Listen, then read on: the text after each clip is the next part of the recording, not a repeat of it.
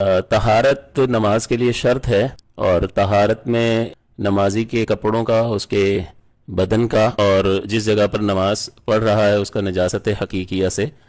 پاک ہونا ضروری ہوتا ہے۔ نجاست حقیقیہ وہ ہوتی ہے کہ جس کو آپ اپنے حواس سے محسوس کر سکتے ہیں، یعنی جس کی جو دیکھ سکتے ہیں، جس کی کوئی بو وغیرہ ہوتی ہے، جس کو چھو سکتے ہیں، وہ نجاست حقیقیہ کہلاتی ہے۔ اور انسان کا بدن جو ہے نجاست حکمیہ سے بھی پاک ہونا چاہیے۔ نجاست حکمیہ یعنی بے وضو پن اور غسل کا واجب ہونا۔ تو اگر وضو نہیں ہے تو وضو کریں گے تو یہ نجاست ختم ہو جائے گی، طہارت حاصل ہو جائے گی، اور غسل واجب ہے تو غسل کر لیں گے تو یہ نجاست حکمیہ بدن سے ختم ہو جائے گی اور انسان کو طہارت حاصل ہو جائے گی۔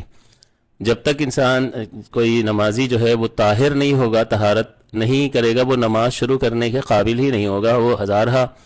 اپنی جو ہے تکبیر تحریمہ کہتا رہے، اس کی نماز ہی شروع نہیں ہوگی۔ تو اس سلسلے میں انتہائی احتیاط کی ضرورت ہے، لہٰذا اس کی تفصیل کو جاننا ضروری ہوتا ہے کہ نجاست کی اقسام کتنی ہیں، پہلی بات۔ دوسری بات، کس چیز سے نجاست کو دور کیا جا سکتا ہے، تو اور کیا طریقہ کار شرع نے مقرر فرمایا ہے کہ شریعت جو ہے ایسا کرنے پر پھر اس کپڑے کو یا جسم کے اس حصے کو پاک تصور کرتی ہے۔ تو اب یہاں ایک مسئلہ ہے کہ کسی شخص کے ہاں چھوٹے بچے بھی ہیں تو ناپاک کپڑے بھی ہوتے ہیں اور پاک کپڑے بھی ہوتے ہیں، اور گھر میں وہ سارے ہی ایک ساتھ دھو لیے جاتے ہیں۔ تو دیکھیں، اگر اس طرح سے کریں گے، واشنگ مشین میں ڈال دیے اور دھو لیے، تو بظاہر تو اس میں میل کچیل جو بھی تھا وہ نکل گیا، تو یہ خیال آ سکتا ہے کہ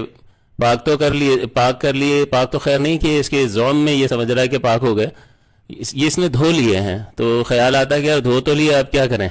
ایسے بھی پاک نہیں ہوتے تو پھر کس طرح پاک ہوتے ہیں؟ تو بھائی اس کا طریقہ کار یہ ہوتا ہے، آپ خود سوچیں کہ ایک ٹھہرے ہوئے پانی میں ایک قطرہ پیشاب کا مل جائے تو پورا پانی ہی ناپاک ہو گیا۔ تو اسی طرح اگر آپ ٹھہرے ہوئے پانی میں، واشنگ مشین میں آپ نے ایک باؤنڈری ہے اس میں آپ نے بالٹی جتنا پانی ڈال دیا، 2 بالٹی جتنا، اور اس میں آپ نے ناپاک کپڑا ڈال دیا، تو وہ نجاست تو پانی میں اتر جائے گی، تو اور یہ کپڑے جتنے بھی اس میں ڈالیں گے پاک، وہ بھی ناپاک ہو جائیں گے، کیونکہ پانی اس نجاست کے ملنے کی وجہ سے ناپاک ہو چکا ہے۔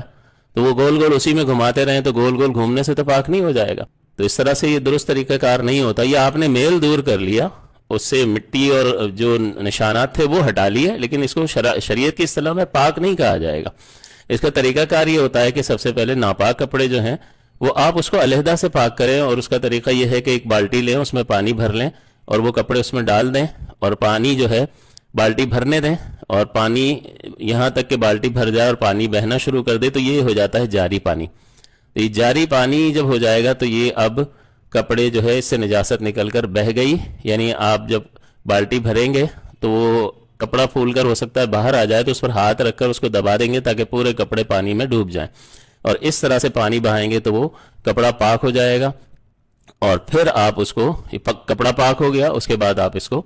واشنگ مشین میں دوسرے کپڑوں کے ساتھ دھو لیں تو کوئی مسئلہ نہیں ہوگا۔ سوال یہ پیدا ہوتا ہے کہ یہ بالٹی کا پانی ناپاک ہوا یا نہیں ہوا، تو وہ نہیں ہوا اس لیے کہ وہ جاری پانی اس کو کہا جاتا ہے، اور جاری پانی ایک طرف سے آ رہا ہے اور دوسری طرف سے نکل رہا ہے، تو ایسا جاری پانی جو ہے اس وقت تک ناپاک نہیں ہوتا ازروع شرع کہ جب تک اس میں نجاست کا کوئی اثر موجود نہ ہو۔ نجاست کا اثر یعنی اس کا رنگ بدل جائے، اس میں کوئی بو آنا شروع ہو جائے، تو جب یہ اثرات نہیں ہوں گے تو صرف نجاست کے ملنے کی وجہ سے وہ ناپاک نہیں ہوتا۔ اور واشنگ مشین کا پانی اس لیے ناپاک ہو رہا ہے کہ وہ ایک جگہ رکا ہوا پانی ہے اور اسی میں آپ ڈال کر گھما رہے ہیں، تو ایک طرف سے پانی کا آنا اور دوسری طرف سے اس کا نکلنا جو ہے یہ نہیں پایا جا رہا، لہٰذا جاری پانی نہیں ہے۔ اسی طرح سے ایک نہر ہے، ایک نالی ہے، ایک طرف سے پانی آ رہا ہے، دوسری طرف سے نکل رہا ہے، آپ نے اس میں ناپاک کپڑا ڈالا اور ایسے دھوتے رہے تو پانی ایک آ رہا ہے اور دوسری طرف سے وہ اس نجاست کو بہا کر لے جا رہا ہے، وہ وہاں پر موجود پانی بھی پاک ہو جائے گا کیونکہ وہ پانی آگے بڑھ رہا ہے، اور اس میں کپڑے میں موجود نجاست کو وہ لے کر جا رہا ہے تو کپڑا بھی پاک ہو رہا ہے۔ یا پھر آپ نلکے میں اس کپڑے کو پاک کر لیں، 1-2 بچے کے کپڑے ہیں چھوٹے چھوٹے ہوتے ہیں تو اس کو آپ نے نلکا کھولیں اور اس میں آپ پاک کر لیں، اب یہ جاری پانی کہلاتا ہے، تو اس میں جب آپ پاک کریں گے تو بس آپ کے دل کو اطمینان ہو جائے کہ اتنا پانی بہا دیا ہے کہ اب تو وہ یہ پانی نجاست کو بہا کر لے گیا ہوگا، تو یہ پاک تصور ہوگا، اور پھر آپ اس کو دوسرے کپڑوں کے ساتھ ملا کر دھوئیں گے تو اس میں کوئی مسئلہ نہیں ہے۔ اور اگر ایسا نہیں کریں گے، اس ناپاک کپڑے کو پہلے ان طریقوں سے پاک نہیں کیا اور دھو لیے، تو سب ناپاک ہو جائیں گے۔ تو اس میں طریقہ کار یہی ہے کہ جاری پانی میں اس کپڑے کو پہلے دھو لیں اور پاک کر لیں، یا ٹھہرا ہوا پانی ہے تو ٹھہرے ہوئے پانی میں، یعنی جاری پانی ایک تو نہر کا پانی، اب نہر کہاں سے لائیں، نلکے کا پانی جاری پانی متصور ہوگا اور اس میں پاک کر لیں، جیسا کہ بتایا ٹھہرا ہوا پانی ہے، بالٹی سسٹم کا بھی آپ کو بتا دیا، یہ بھی ایک جاری طریقے سے دھونے کا، جاری پانی کو جاری کر کے دھونے کا ایک طریقہ کار ہے۔ تو اس طریقے سے جب آپ کپڑے کو پاک کر لیں گے، اور ضروری بھی ہے، پھر آپ دوسرے کپڑوں کے ساتھ اس کو ملا کر دھوئیں گے تو اس میں کوئی مسئلہ نہیں ہوگا۔ تو ذرا جب کوئی عالم بیان کر رہا ہوتا ہے، کوئی مسائل سکھانے والا مسائل سکھا رہا ہوتا ہے، تو وہ ایسی چیز سکھاتا ہے تو بہت فوراً اعتراض ذہن میں پیدا ہو جاتا ہے کہ یار دھو تو لیے، اب بھی پاک نہیں ہوئے تو پھر کیسے پاک ہوتے ہیں؟ تو بھائی جب ہم ذکر کر رہے ہیں تو اس کا مطلب یہ ہے کہ آپ کو معلوم کرنا چاہیے کہ اس کا طریقہ کار شریعت نے کیا متعین کیا ہے۔ تو جاری پانی میں دھو رہے ہیں تو اتنا پانی بہائیں